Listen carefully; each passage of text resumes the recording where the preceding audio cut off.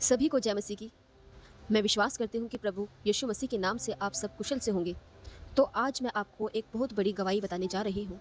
इनका नाम है दबोरा। इनके जीवन की सबसे बड़ी गवाही आज मैं आपको साझा करती हूँ। ये एक प्रवासी परिवार से थे और इसी वजह से एक साथ रहते थे। बचपन से इन्हें यीशु के बारे में सिखाया गया था, लेकिन यह इनके लिए किसी ऐसे व्यक्ति जैसा लगता था जिसे दुखी होने पर याद करते हैं। लेकिन बचपन से ही इनके दिल में यह ज्ञान था कि परमेश्वर कौन है। ये परमेश्वर से प्यार करती थी।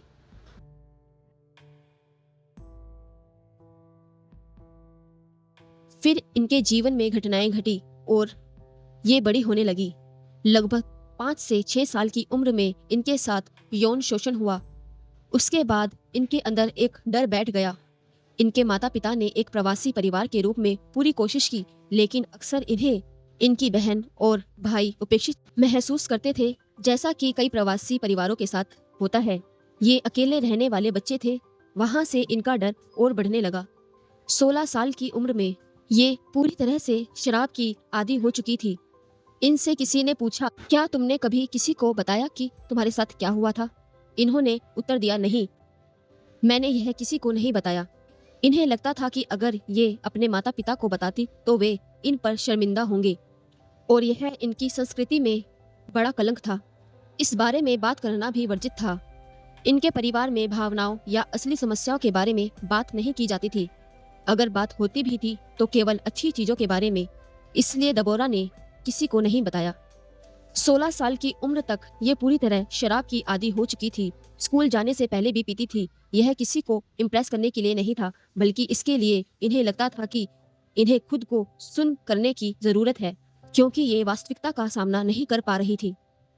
17 से 18 साल की उम्र में इन्होंने परमेश्वर की कृपा से हाई स्कूल पास कर लिया और इन्हें खुद नहीं पता था कि यह कैसे हुआ। ग्रेजुएशन के बाद इनकी माँ ने इन्हें और इनकी बहन को कोरिया की यात्रा का तोहफा दिया। वहां इन्होंने जमकर पार्टी की, हर रात शराब पीते हुए।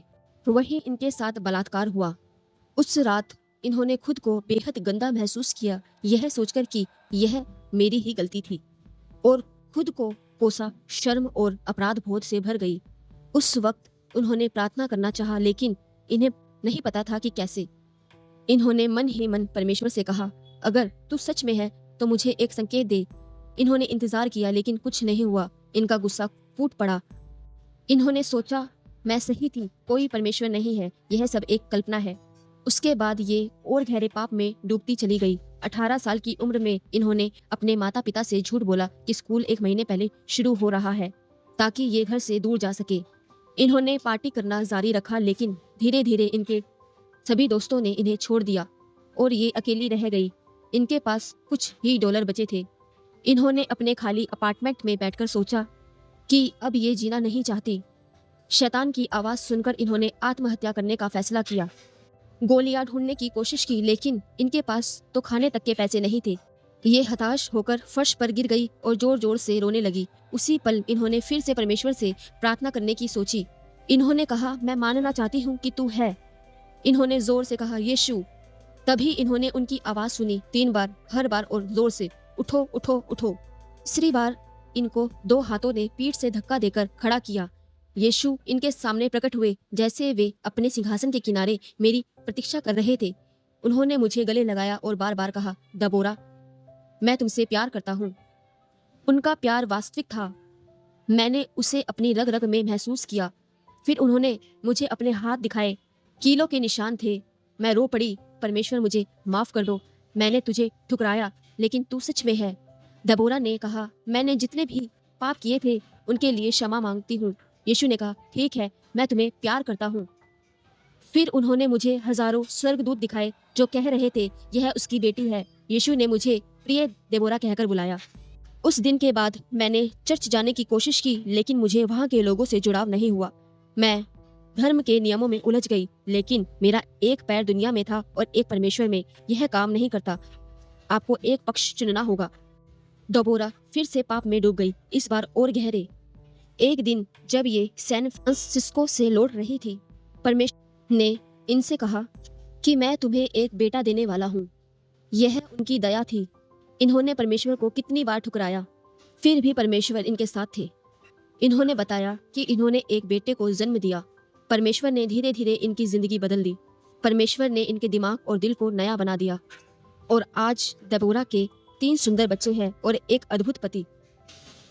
पहले इनकी जिंदगी इतनी अच्छी नहीं थी, लेकिन अब इनका रिश्ता परमेश्वर के साथ गहरा हो चुका है। 4 साल पहले देबोरा सब कुछ बेचकर दुनिया में सुसमाचार प्रचार करने निकल पड़ी। यह एक अद्भुत सफर रहा।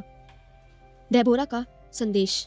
परमेश्वर आपसे प्यार करते हैं। आपको अभी विश्वास नहीं होता, कोई बात नहीं, उन्हें खोजे, वे आपको मिलेंगे। जैसे वे मेरी प्रतीक्षा कर रहे थे, वैसे ही वे आपकी भी प्रतीक्षा कर रहे हैं। बस उन्हें पुकारे, यीशु, अगर तू सच में है तो मुझे दिखा। वे जरूर जवाब देंगे। वे आपकी प्रार्थना सुनते हैं, वे आपसे प्यार करते हैं, स्वर्ग में मिलते हैं। तो दोस्तों, यदि आपको ये गवाही पसंद आई और परमेश्वर ने आपसे इस गवाही के द्वारा बातें की, तो आप इस वीडियो को लाइक, शेयर और सब्सक्राइब जरूर कीजिए। परमेश्वर आपको अपनी आशीषों से और अपनी संपूर्ण शांति से भरे। यीशु मसीह के नाम में आमीन। सभी को जय मसीह की।